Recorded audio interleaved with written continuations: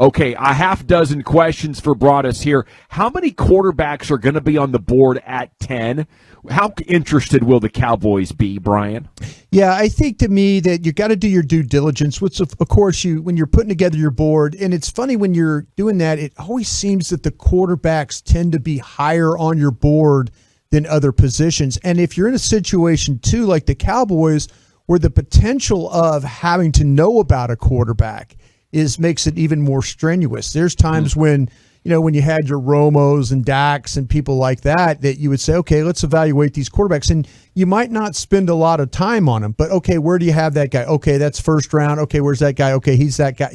That's how you organize it. But when you're a team, you got to be ready now. That's the bottom line with this team. They're going to have to really dig in on Lawrence and Wilson and Fields and Lance, Mac Jones, Trask. All these guys are going to have to get consideration from the Cowboys now.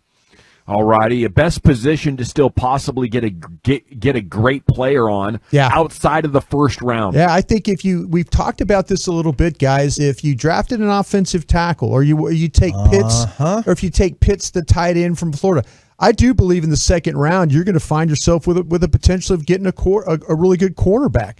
Melifonwu from Syracuse, Samuel from Florida State, Molden from Washington, Stokes from Georgia. I mean, the list goes really on and on there. Newsom was at Northwestern, was a guy I did the other night. Campbell's another Georgia kid. What about Mond from A&M? I haven't looked at him yet, but see, these are guys that I would say, Chris, are like in that right now in that second round, early third round kind of. So that I gave you 7 names right there. I think also the defensive end possibilities there are as well. If you want to grab somebody, the wide receiver, the wide receiver's always going to those positions are always going to stretch pretty deep. The safeties are going to have a couple of guys there, but I think General and Chris, if you don't take a corner at 10.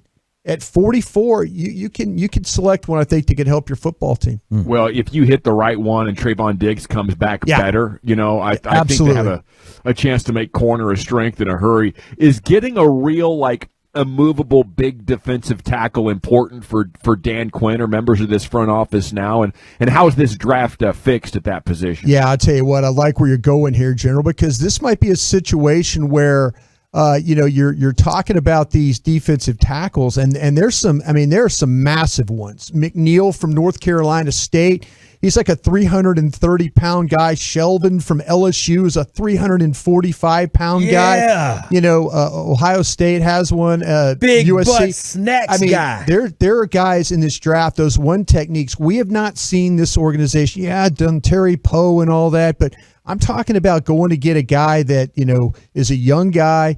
He's got some tread on the tires, is a guy that, with like I say, I was watching the kid McNeil from North Carolina State the other day. This is a guy the grass doesn't die underneath his feet. Sometimes those big old guys just kind of anchor down in there. This guy could play to the outside. He could get to the tackle box. Dancing bear. I don't know if I always say the old dancing bear, but the guy is light on his feet. He is light on his feet. He gets to the outside. But like I say, these are guys that are, I think McNeil from North Carolina State, as I mentioned, a little bit better pass rusher than what you get from Shelvin from LSU. He's more of a hold and push the front of the pocket. But this might be the year that the Dallas Cowboys actually get them a 335-pound one technique that could play that position. Yes. Dan from St. Louis, will we get a linebacker at pick 47? Yeah, I tell you what, though, there's a good group of guys there with the linebackers. It depends on, like Browning from Ohio State is a guy that I don't feel like is a, when you talk about, you want those 3-down players. You want those guys that have that ability to play the run, to play the pass. You don't want them to be a liability. I really do like Warner from Ohio State, his teammate there. I think those are 2 really good inside guys. Moses from Alabama, I think, is a guy that doesn't come off the field. He's a physical tackler. He gets to the outside. He could take guys in the flat. He's a good blitzer. Yeah, there's a possibility that you could grab a guy at 44 that you're really, really going to like. I wouldn't pay attention so much to like a Xavier Collins from Tulsa, because he's a 6'3", 260-pound guy, but he's more of like what I would say a Sam linebacker, just play on the line, take on people. Even though he's had some ability where he's dropped and done some things, I think his game is more just as a true Sam linebacker than these inside guys that can run and finish, like I was mentioning.